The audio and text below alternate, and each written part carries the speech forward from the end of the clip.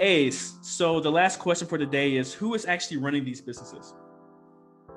Yeah, so today my structure is a little complicated. I'll talk about what I did initially because that may be interesting, folks. But then I'll mention at the end of that kind of what my structure is now. So initially, every time I bought a business, I was always looking for talent.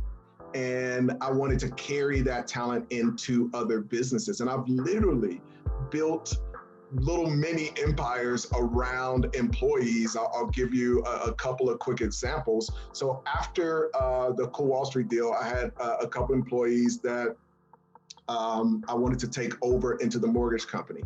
And basically Brad and Marie. So they started helping me run the mortgage company, and we were doing that together. When I bought Homebesters, Marie was really, really talented. And so I brought her over to run Homebesters. And in each of those structures, what I did in order for me to free myself was say, hey, I'm going to allow you to put a little bit of your money into buying equity in this business.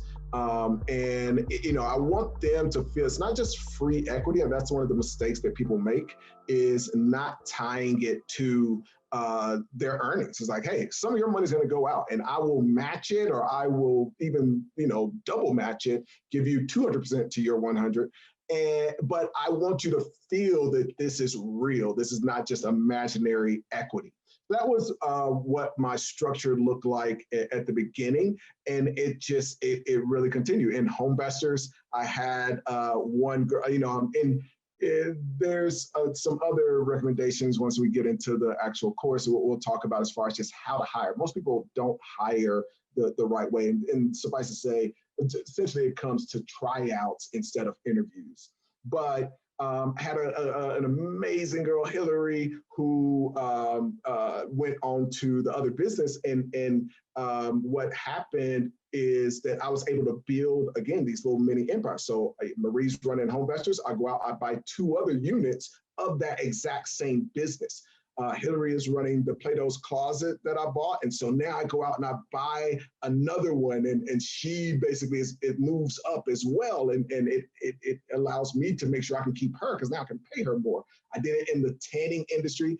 Obviously, I can't be the face of the tanning businesses, but the very first business I bought was an amazing business. It was a case of that divorce thing I was talking about.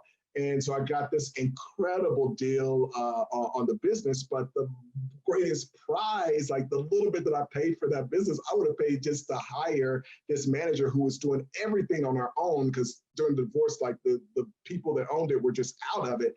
And so she was doing everything, and I came in, gave her support. She loved just having an owner that cared about her, cared about the business. She loved this business like it was her own. And then I told her, hey, let's go buy some other of these things. We ended up doing more than Homebesters and Plato's. We ended up buying 6 other units. She, was absolutely incredible. And the cool thing was we could, again, buy deals that were complementary. So her thing was operations. Like, she was amazing at operations, and her knowledge of the lotions and the tanning and the chemistry behind it and all this stuff, and what bed you should do.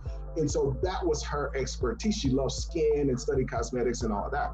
The next one that I bought was one that was notorious for being terrible at operations, but the owner was so good at marketing that it just overcompensated. So internally it was a nightmare, but this guy was a master marketer and just was killing it. So now I can take both of those. She trained the employees over there. We're bringing the marketing strategies over here and grow both businesses.